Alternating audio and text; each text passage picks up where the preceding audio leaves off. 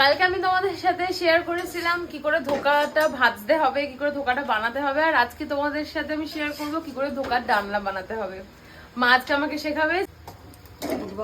আমিও এরকম রুটি করতে পারি, পারি কিনা বলো? হ্যাঁ, রুটি খেতে অনেক ছোট, সব রুটি শেষে তোকে একটুখানি ছোট একটা লেচি দিয়ে দিতাম, তুই সেটাকে এঁকে বেঁকে কোনো রকম এইটুকুন একটা করতিস, ওটাকে দাদা একটা দিতে হবে, দাদা প্রথম পাতে ওটা খেত।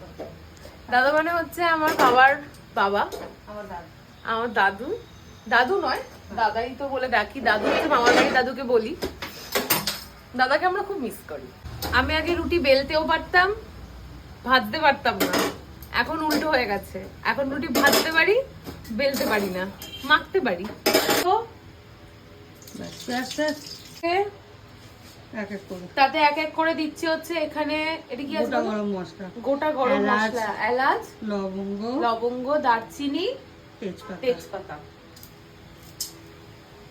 এলাচটা অবশ্যই ফাটিয়ে দেবে। ধোকার ডাল না, তাতে একটু কালো জিরে দিতে হয় অল্প।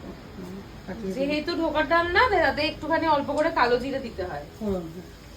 ফোড়ন দিচ্ছি হচ্ছে জিরে পাউডার, আপনারা চাইলে জিরে বাটাও দিতে পারেন। এই যে এরকম পরিমাণ দিচ্ছি, দিয়ে কিন্তু এটা নিয়ম হচ্ছে বেশিক্ষণ রাখবেন না, অল্প একটুখানি ভালো করে নাড়িয়ে আলুটা, ভাপানো আলুটা আমরা দিয়ে দিচ্ছি। এবার নাড়াতে থাকবো। ফুটে গেছে আলুর তরকারিটা? হ্যাঁ, ফুটে গেলে এবার বড়াগুলো দিয়ে দাও। আর ধোকাগুলো নামানোর সময় যেহেতু এটা জলটাকে বেশি টানাবো না, না ওটা বড়াতে টেনে নেবে, বড়াতেই জলটা টেনে নেবে। মনে হচ্ছে অনেক ঝোল দেখছিস তো, কিন্তু না এতটা ঝোল থাকবে না, টেনে নেবে। আর কালকের এই যে ভাঙা এই যে বড়া যেগুলো হয়েছিল সব দিস না, একটু কেমন হয়েছে সেই রিভিউটা আবার আজকে বাবাই দেবে। নিভিয়ে দে, সব টেনে নিচ্ছে ঝোল, আর খেতে গেলে ঝোল পাবি না। রিভিউটা তো ওরা খাচ্ছে। গরম মশলা দিয়ে দিল, এবার ঘিটা দিয়ে দে, ব্যাস ছেড়ে দে। এবার নিভিয়ে দিয়ে ঘিটা দে, একটা চামচ দিয়ে দে। ঘিটা আমার জামাই ব্যাঙ্গালোর থেকে পাঠিয়েছে। তাকে তো খেয়ে শেষই করে দিচ্ছি, একটু পড়ে আছে, দে ওই ধোকার ডালনায়। ব্যাঙ্গালোরের ঘি ধোকার ডালনায় যাচ্ছে। ঘিটার রংটা দেখো সাদা, হ্যাঁ খুব সুন্দর, ঘিটা খেতেও খুব সুন্দর। বলুন ভালো হয়েছে, খুব ভালো না? সত্যি মিথ্যা?